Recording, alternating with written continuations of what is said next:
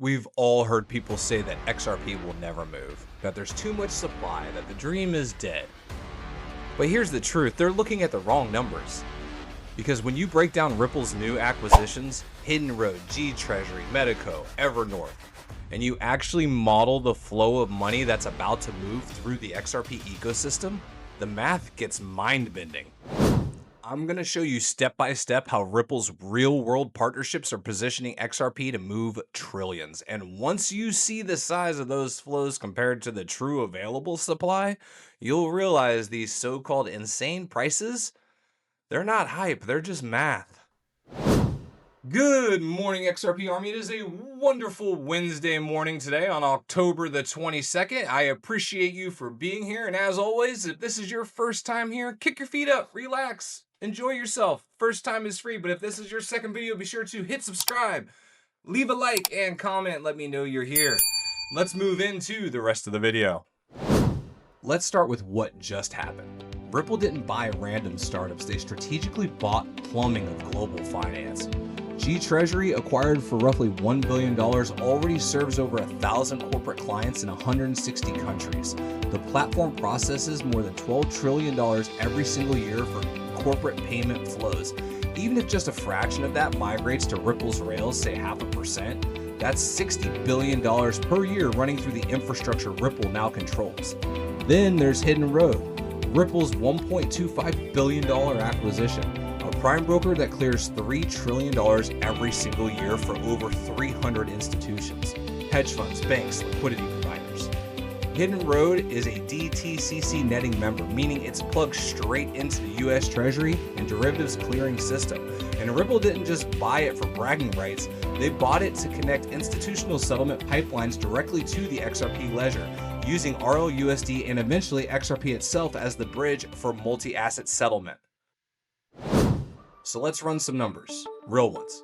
If GTreasury channels 0.3% of its annual $12.5 trillion through XRPL, that's roughly $37 billion per year, or about $100 million per day. If Hidden Road does the same, 0.5% of $3 trillion, that's another $15 billion per year, or $41 million per day. Add Ripple's existing corridors, which already touch roughly $100 billion annually, and even only 20% of that uses XRP directly, that's another $55 million per day. Combine them, and we're looking at $200 million per day in potential XRP settled value before this ecosystem even reaches stride. Now, $200 million per day doesn't sound world-changing until you realize what happens when the float gets tight. Everyone quotes 100 billion XRP as if all of it's sloshing around out there. But it's not. About 35 billion are locked in Ripple's escrow, and around 15 billion sit in long-term holdings, exchange reserves, and custody accounts that rarely move. That leaves maybe 10 billion that are actually liquid, but even that's shrinking. Enter Evernorth, Ripple's new XRP treasury vehicle, designed to accumulate and warehouse XRP for future ecosystem use. Early filings target 1 to 2 billion XRP locked away.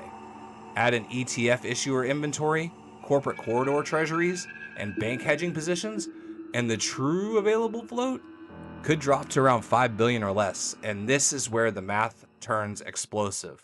Here's the formula that Ripple engineers quietly understand. Required float equals daily flow divided by price times velocity. Velocity is how many times one XRP can be reused in a single day. ISO 20022 automation could push that toward 100 times, maybe even 200 times.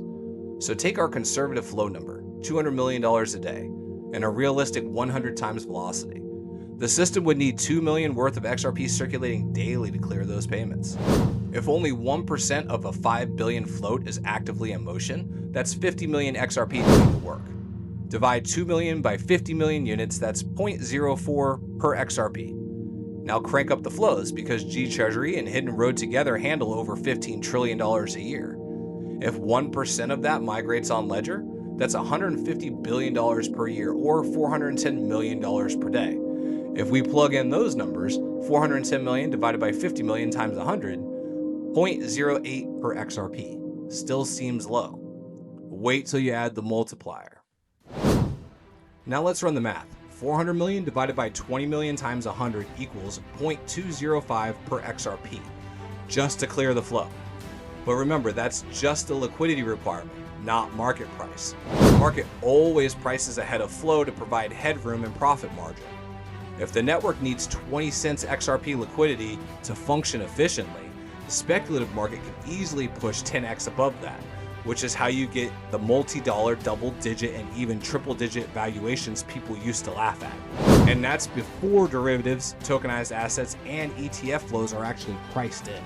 On November 22nd of 2025, ISO 20022 becomes the global default for cross-border payments. A few weeks before that, Ripple swell hits New York with Hidden Road, GTreasury, Citi, and NASDAQ executives on stage. Imagine the announcement.